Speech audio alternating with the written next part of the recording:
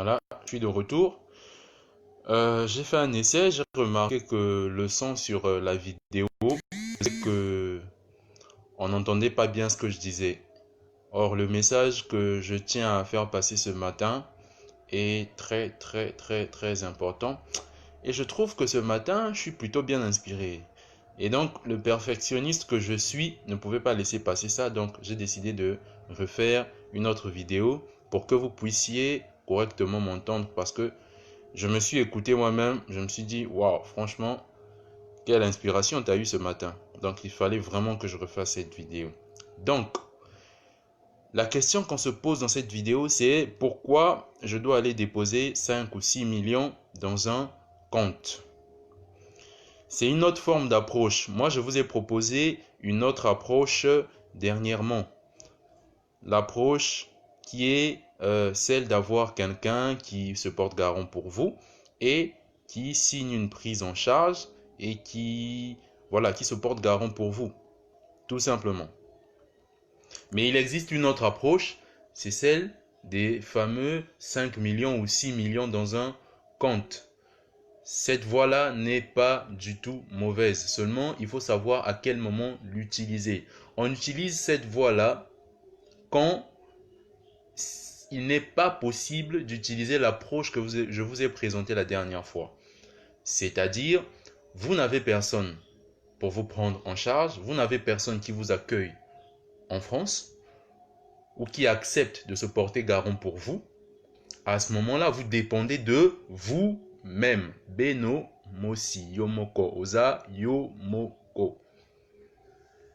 À ce moment-là, vous devez donc avoir les moyens de votre projet. Et j'ai parlé de quelque chose de très important ce matin pour l'obtention du visa. Et même moi, franchement, je me suis surpris à dire cela. Franchement, c'était waouh, l'inspiration. En fait, les ambassades et les consulats ont une certaine logique. Ce qu'il faut savoir, c'est que en France, actuellement, le taux de chômage est accru. Il y a partout dans les rues, il y a des SDF, il y a des gens qui sont au chômage, qui vivent d'allocations. Il y a la crise financière.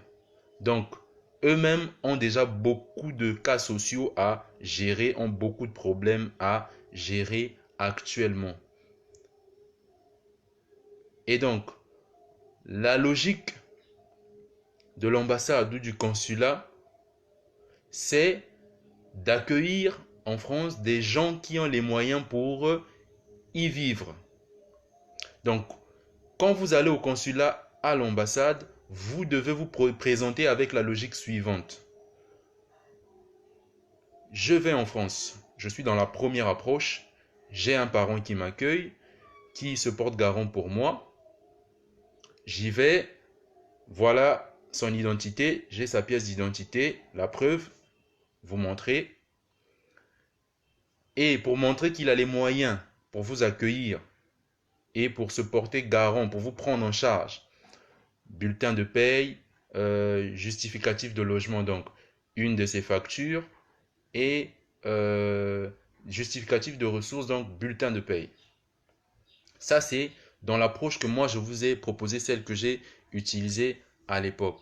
Maintenant, l'approche des 5 ou 6 millions dans un compte, là, c'est vous qui vous portez garant pour vous-même.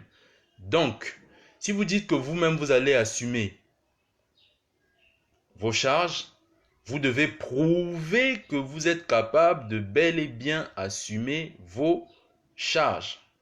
À ce moment-là, qu'est-ce qui se passe?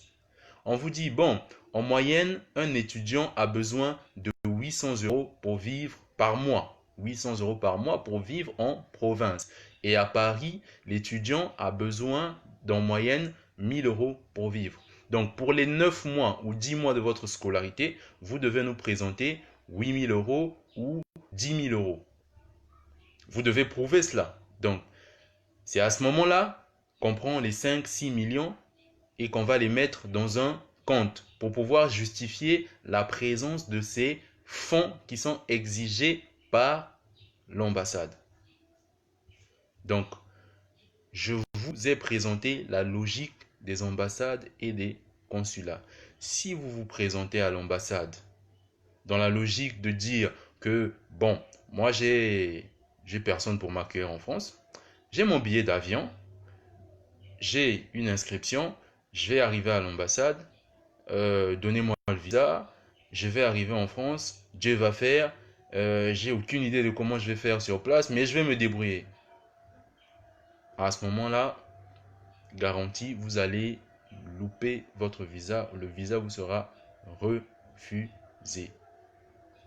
Eux, ils veulent s'assurer que lorsque vous allez arriver là-bas, vous n'allez pas aller mendier, vous n'allez pas aller fouiller dans les poubelles, vous n'allez pas aller dormir dans la rue, vous n'allez pas être un fardeau pour la France, vous n'allez pas être un poids en plus pour la France. Voilà pourquoi ils sont très exigeants et intransigeants avec les justificatifs de domicile et justificatifs de ressources.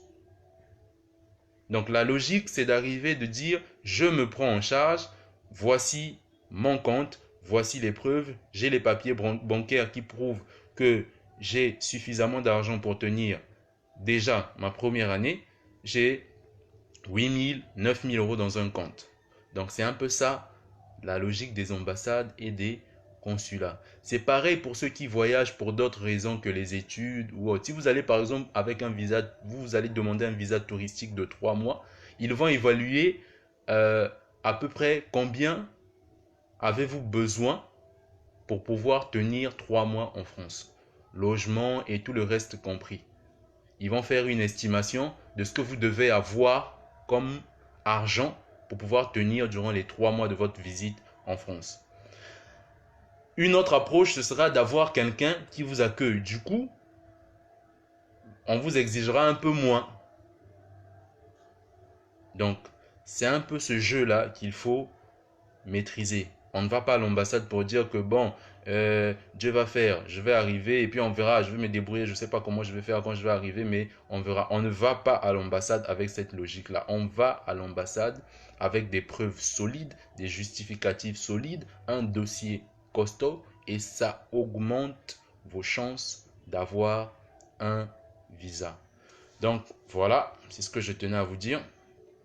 Je transpire un peu, il fait chaud par ici. Mais il fallait que je la fasse cette vidéo. On est ensemble. Continuez de liker, de vous abonner. Je vous dis ciao, ciao.